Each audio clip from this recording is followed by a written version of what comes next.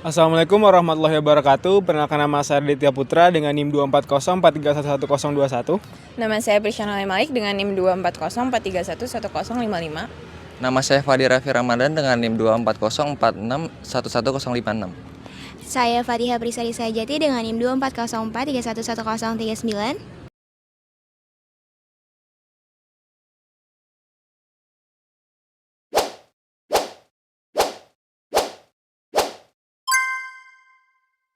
Kelompok kami akan menelusuri dampak konflik AS dan Tiongkok terhadap pasar Asia dan stabilitas ekonomi nasional.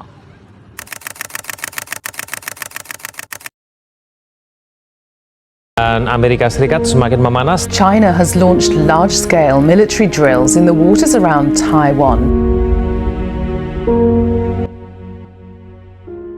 Bayangkan, dunia seperti meja bundar di mana negara-negara berdagang. Dan dua tokoh utamanya lah US dan China, yang dimana mereka mulai pertengkaran besar. Tarif dinaikkan, produk dibatasi, dan dunia pun terguncang. Ini bukan hanya soal angka, ini adalah soal kekuasaan dan pengaruh global. Indonesia memang tidak termasuk perang dagang ini, namun Indonesia terkena dampaknya, baik langsung maupun tidak langsung. Sebagai negara dengan sistem ekonomi terbuka, Indonesia sangat tergantung dengan impor dan ekspor. Jadi misalnya kalau dua mitra dagang bertengkar, jadi efeknya akan ke rumah kita sendiri.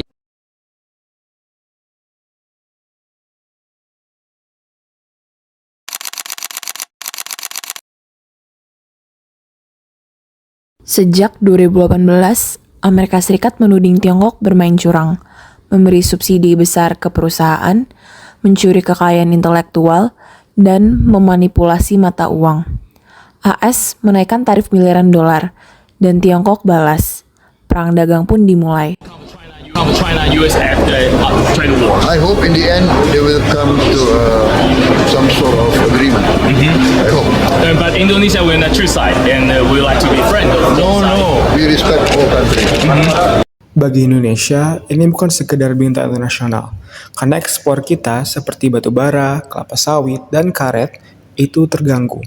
Rantai pasok global jadi kacau, rupiah melemah sekitar 10-11%, impor bahan baku jadi lebih mahal, dan beban industri pun bertambah.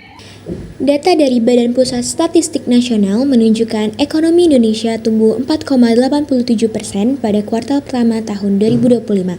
Hal ini menunjukkan penurunan ekonomi Indonesia dari 5,11% tahun sebelumnya, namun tetap menjadi pertumbuhan tertinggi di Asia Tenggara, mengungguli Malaysia, Singapura, dan Thailand.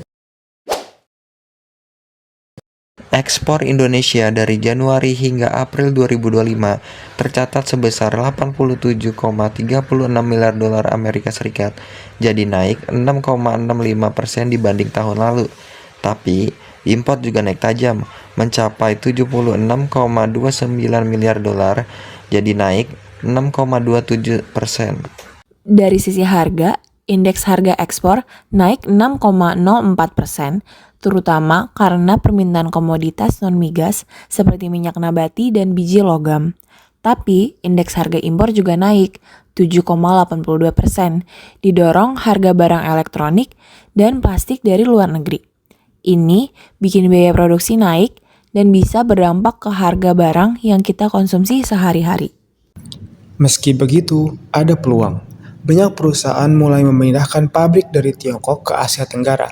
Indonesia ikut dilirik, terutama kawasan industri seperti Batang dan Kendal. Tapi kita masih bersaing ketat dengan Vietnam yang punya infrastruktur dan regulasi yang siap. Rupiah melemah sekitar 10-11%, impor bahan baku jadi lebih mahal, dan industri pun bertambah. Pemerintah pun mulai bergerak. Undang-Undang Cipta Kerja disahkan untuk menyederhanakan aturan dan menarik investor.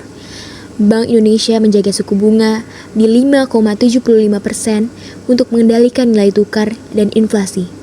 Pasar ekspor juga diperluas ke India, Timur Tengah, dan Afrika. Tapi pertanyaannya, cukupkah itu semua?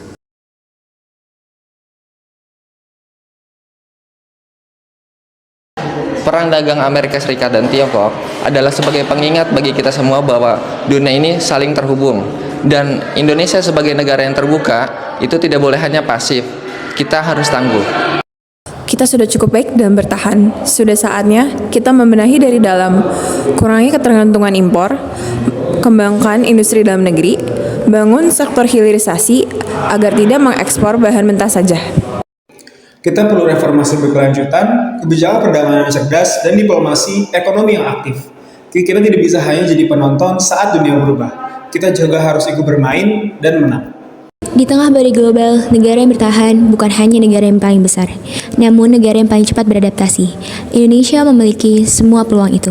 Tinggal bagaimana cara kita mengeksekusinya. Indonesia bukan hanya titik kecil dalam peta perdagangan dunia, tapi poros strategis yang bisa bertahan atau bahkan bisa memimpin.